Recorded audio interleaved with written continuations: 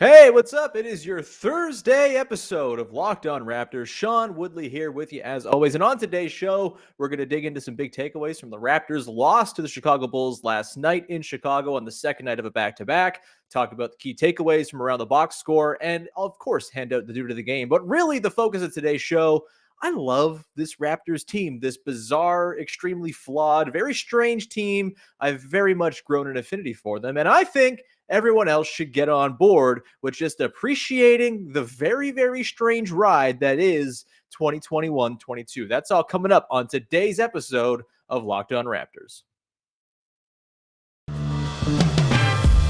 You are Locked On Raptors, your daily Toronto Raptors podcast, part of the Locked On Podcast Network, your team every day.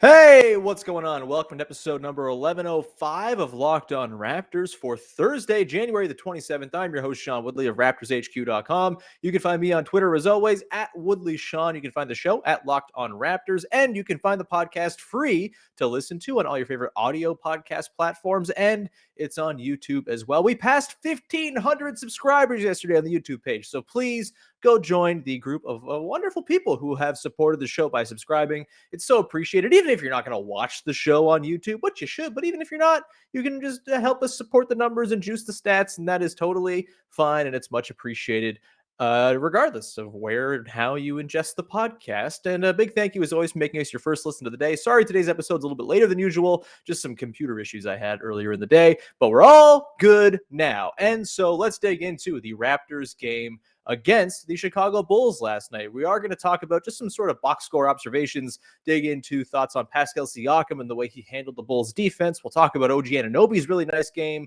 and a few other items from last night before, of course, handing out the dude of the game, as we always do. Again, it's the segment everybody's talking about. But before we do that, I just want to dig into a sort of bigger picture takeaway that I really felt leaving last night's game. Look, last night against the Bulls, they lose. They go down big kind of early. It's sort of a slow pulling it back in the second half. And a really impressive second half for the Raptors at that. They outscore the Bulls by 11 in the second half. They hold them to just 44 points. They've been kind of this team of two halves in a lot of these games here lately, even dating back to, games against the Bucks, for example, where they give up like 74 first half points before really coming on in the second half. It's kind of been the thing this year. And so I don't know if it's totally a surprise that they're 23-23, exactly at 500, straddling that 500 line for most of the season. Like, it's just been so many different extremes coming together that it's kind of come in the middle to this very sort of, even in the middle 500 team is maybe not the most surprising thing in the world. But I do really want to just kind of express my glee with watching this basketball team. And yes, after a loss, this might sound weird, but the Bulls are good. Even without Lonzo Ball and without Alex Caruso, they had their big three guys. Their offense is incredible. That wasn't going anywhere, even without Ball and Caruso, who were definitely more the linchpins for their defense. And, it wasn't a perfect, complete Bulls roster, but still, they're a good team. They're near the top of the Eastern Conference for a reason. And the Raptors gave them a shot. In the second half, it really looked like they were going to do it. Their defense got to a level that really is like on par with some of their best defensive performances of the season. They were outstanding in the second half on a string. OG Anunoby was incredible. Pascal Siakam continues to be everywhere. We'll get to Dalano Banton's role in the defense as well. It was just a really impressive, all-encompassing half from the Raptors, and it led to all of the good things that the Raptors tend to do when they defend their asses off. They got it on the run. They got easy buckets, and they really just stifled the Bulls. And it was that feedback loop that we've talked about before. Good defensive possession leads to very easy offense, leads to set defense on the other end. It's very simplistic. It's basketball 101, but that's what the Raptors are going for here in their whole quest to win the possession battle and to get easy buckets to overcome their not-so-good half-court attack, which, boy, in the first half, their half-court offense looked stinky. They scored 50 points somewhat inexplicably. I don't really know how it happened. Pascal Siakam was completely cut off at the head, and the rest of the team, found ways, but it was not pretty by any means. And it was really the second half where the offense came around. All this is to say, yes, they lost that game. And yes, it was not an ideal finish. And yes, Gary Trent Jr. fouling out with a kind of not fouling out, getting ejected with a silly technical foul with 2 minutes to play. That might have actually done the Raptors in here. If Gary Trent Jr. is on the floor late, I wonder if they get better looks and actually win this game, considering how things were trending in that fourth quarter and the entire second half, really. Gary Trent Jr. was incredible, had 32 points, and yeah, they might have lost that game. But even through all that, I just found myself feeling pretty happy about where this Raptors team is right now, where the trajectory's going. And I'm just coming away from all of these games feeling overjoyed to be watching a basketball team that's really easy to care about, really easy to get invested in. They try their asses off, which really is kind of prerequisite number one. You look around the league at other teams that are going through it. Think about the Sacramento Kings right now, just getting blown out by 30 every single night. Their fan base is in some kind of disarray.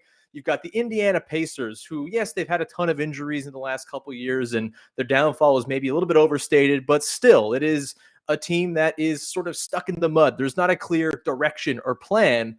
And the thing that makes this Raptors team so easy to like and enjoy and accept the foibles of is that this feels like you're kind of getting on the ground floor of something. It feels like it's building towards something really exciting. And, I think when I think about the most fun regular seasons to watch as an observer of the Raptors over the years, 2013-14 always comes to mind because that was such a unexpected turnaround after years of being completely irrelevant, still suffering from the departure of Chris Bosh and the fallout from that.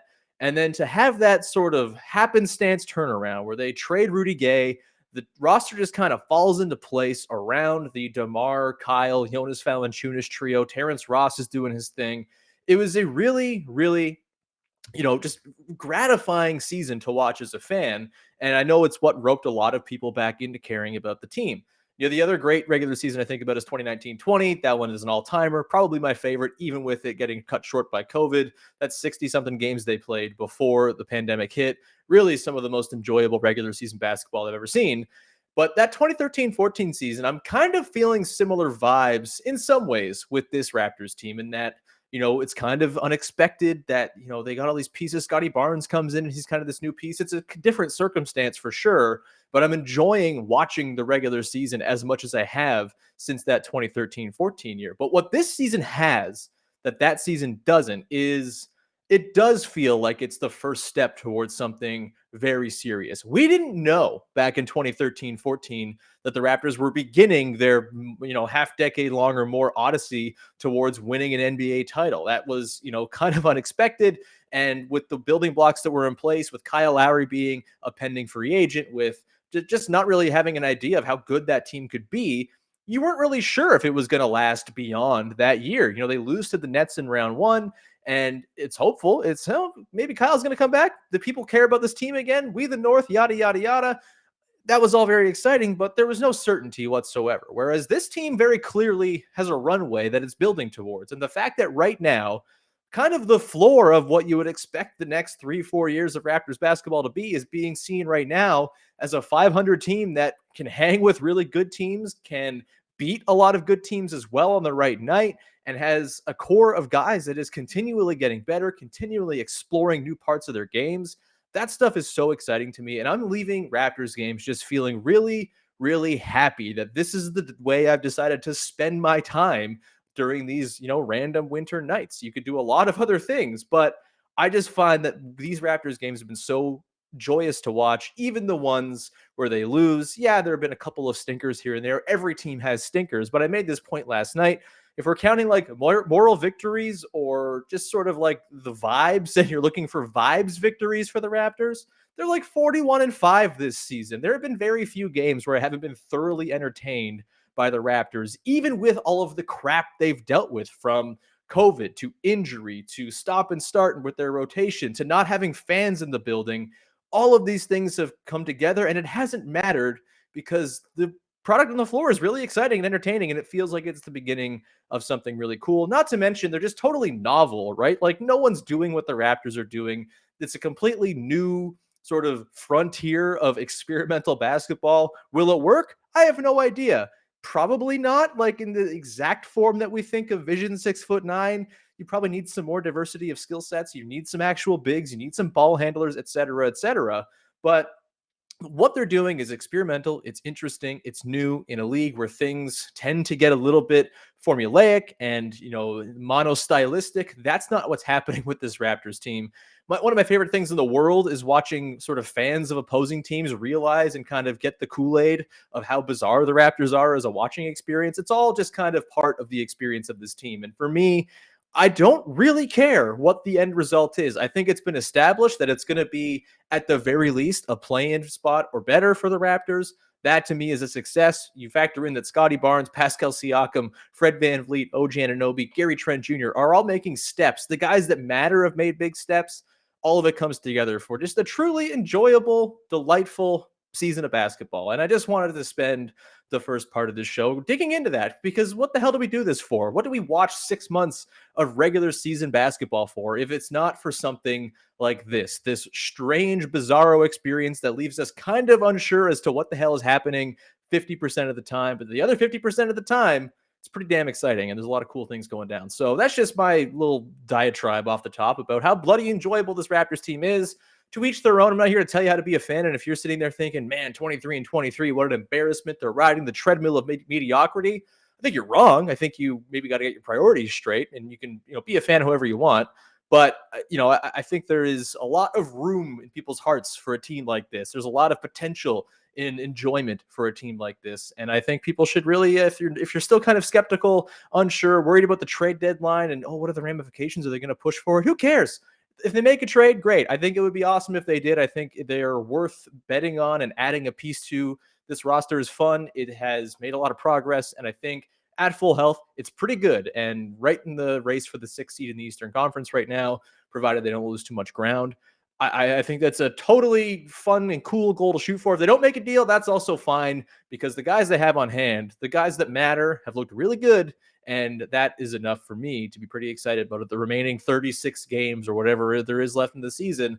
It's just been a great one. And so, yeah, long segment off the top here, but man, I'm just overjoyed watching basketball. It's a nice feeling after the Tampa season just completely sapped all will to podcast and talk about and write about this Raptors team. Not feeling that anymore, which is a pretty nice sensation. We're going to continue on here, get into some thoughts from last night's game against the Bulls, get into the nitty-gritty of where it went wrong, where things went right, and then we got the dude of the game to hand out to close the show. But first, we're going to tell you about our pals over at BetOnline AG, who would like to wish you a happy new betting year as we continue the march towards the playoffs and beyond. BetOnline remains the number one spot for all the best sports wagering action for 2022. It's a new year. You've got a new updated desktop and mobile website. You can go sign up today and receive a 50% welcome bonus on your first deposit. Just use the promo code LOCKEDON, LOCKEDON, to get started. From football, basketball, hockey, boxing, and UFC, right to your favorite Vegas casino games. Don't wait and take advantage of all the amazing offers available for the 2022 season. BetOnline is the fastest and easiest way to wager on all your favorite sports. BetOnline is where the game starts. All right, let's continue on here and dive into some thoughts from the game against the Bulls. As I mentioned, pretty rough first half. The defense was shaky, gave up 67 points. The offense, I thought, getting to 50 points was kind of a miracle because it was really, really difficult. And we begin with Pascal Siakam, who played 43 minutes in this game. And really, if this is the floor of Pascal Siakam up against a defense that was more prepared to stop him than any defense we've seen probably all season, or at least since that Jazz game back in November over 2 months ago, that's how long it's been that Siakam has looked kind of encumbered by the defense. That was the case last night. The Bulls did a really good job with him. They were sending 2 or 3 bodies his way. Basically, whenever he stepped foot inside like 20 feet, he was getting swarmed.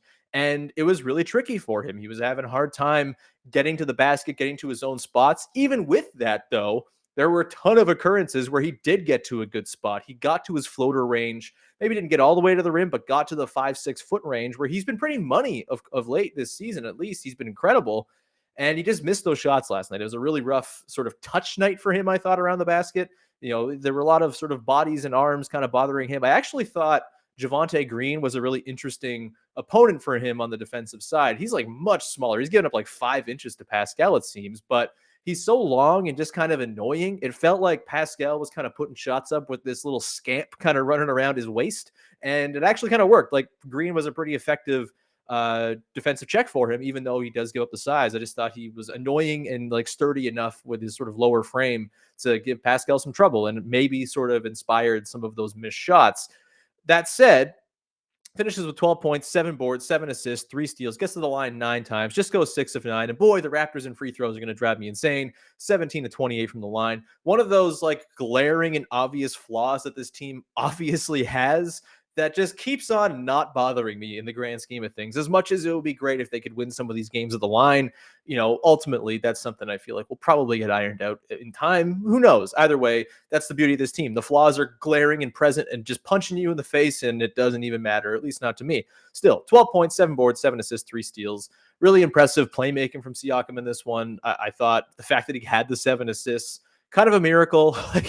And look, the Raptors did not quite have the same night shooting they did in what game was it against Charlotte the night before, where Charlotte zoned up and the Raptors just, all right, you're daring us to shoot threes, we'll bomb them on you and we'll do it and we'll be successful. They shot 12 of 31 last night, which is not terrible. Gary Trent Jr. responsible for 6 of 10 of those, so pretty heavy volume there. OG was 3 of 7. That was good. The only other starter to hit a 3 outside of Trent was OG. And so it wasn't quite the zone busting night where you had, Dalano Banton knocking down 2 threes, or Chris Boucher was only 1 of 5. It was kind of a tricky night. And look, the Bulls did a really good job. The Raptors countered that by kind of compressing things down. And they did this thing. They do this thing all the time where things kind of devolve and it just becomes like a game of catch between 3 6'9" dudes in the paint.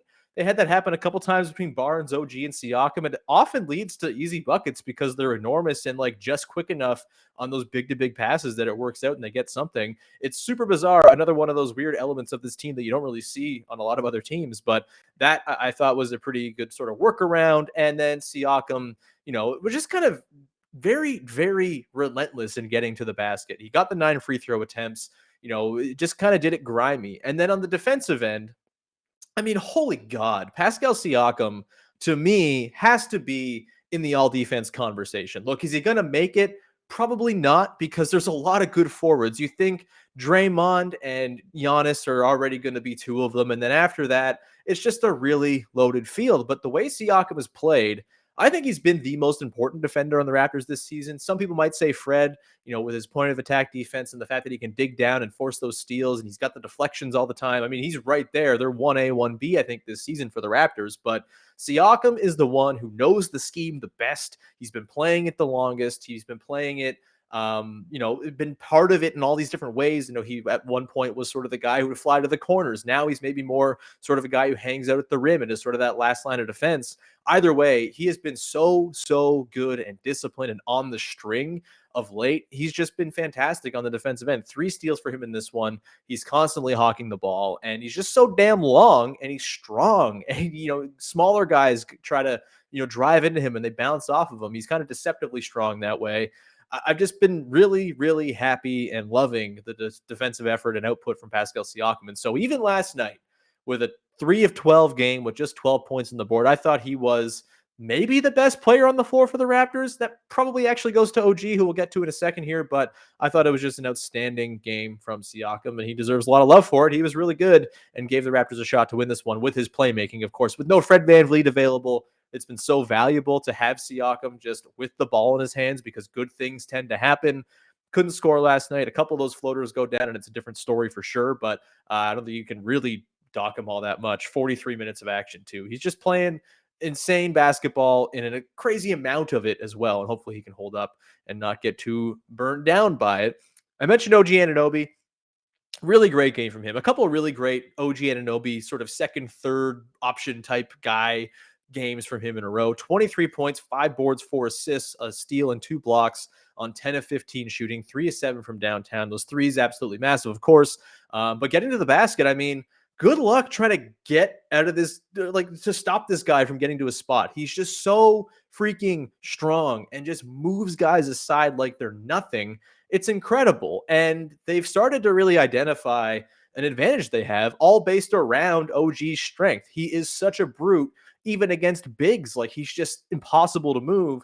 And he's done a really good job of leaking out in transition, getting under the basket to that sweet spot where he waits for those like difficult arcing entry passes from either a Pascal Siakam or a Scottie Barnes. And then it's pretty easy offense from underneath. Either he's kicking out to somebody or finding a cutter, or he's scoring himself. They're getting a lot of good stuff out of that. It's, again, weird, novel stuff that you don't see from a lot of teams, but they've identified something that OG is good at, and they keep going back to it. Also, shout out to Dalano Banton for one of those attempted high arcing entry passes to right under the basket to OG, which went in the net. Very, very fun and accidental. As accidental, in my estimation, as that Trevor Booker volleyball shot from a couple years ago. It was ridiculous. Either way, OG, really good job getting into the gritty, nasty areas and using just his very clear outlier ability as an NBA player, which is that he's stronger than everybody else to find himself some buckets. You know, you can quibble with the refinement when he has the ball in his hands and he looks wonky. He's falling all over the place. He gets the job done more often than not. And a 10 of 15 night from him, considering, you know, the burden that was on him and the defense he was playing as well. Really, really good stuff from him. And yeah, the defense in the second half, as is always the case with the Raptors, it doesn't happen if everybody's not on the string.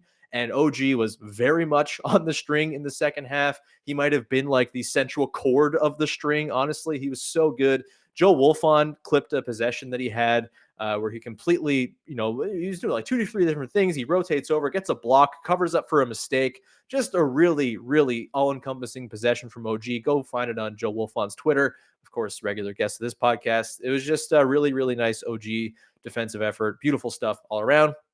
A couple quick other notes. Scottie Barnes, I thought, really nice game from him. Second half in particular, really nice. First half, a little bit awkward. Second half, great. 7 assists for him, pretty quietly as well. He's just finding dudes. He had a possession last night where he scored and he was cutting, and Malachi Flynn hit him with a cut pass underneath.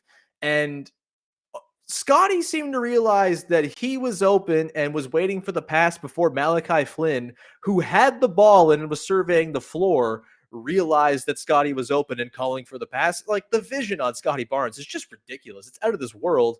And that's such a huge, huge thing that's just going to continue to translate to very good things for him with the ball in his hands as an off-ball player. Like, he's just got such a sense for where to be. It's how he happens into 16 points kind of without really you noticing. He goes 6 of 11 last night, got to the line 4 of 6 times as well. A nice game from Scottie. And the big one for me was late in this game when he sizes up DeMar DeRozan, drives by him with his right and finishes off balance, off glass. The touch is insane. Goes back to what we were talking about last Friday with Samson Folk. Just the level of touch and ability for him to get his shots off from the spot that he wants to be at and finish on, sort of off of 1 foot in awkward positions, whatever it might be. It's like future star level stuff. And so that was cool as well. And then a last little remark on Gary Trent Jr., who, got ejected, and it might have honestly been the difference in this one. He was really, really good, really vital to what the Raptors do. And honestly, it feels like every time Gary Trent Jr. hits a 3, a little bit of stress comes off of my shoulders, because it's just like, oh, God, relief in the form of a catch and shoot 3 that isn't a struggle, or a created 3 off of a pull-up that isn't a struggle. I'm digging Gary Trent Jr. a lot. Yes, he can get a little bit overzealous. And after he got into the dust up with Vucevic last night, that got him his first technical, he maybe got a little bit crazy in that fourth quarter, a little bit too heat checky, which, look, I'm fully on board. Go heat check, man. If you're hot, go nuts. Put your hand on that stove.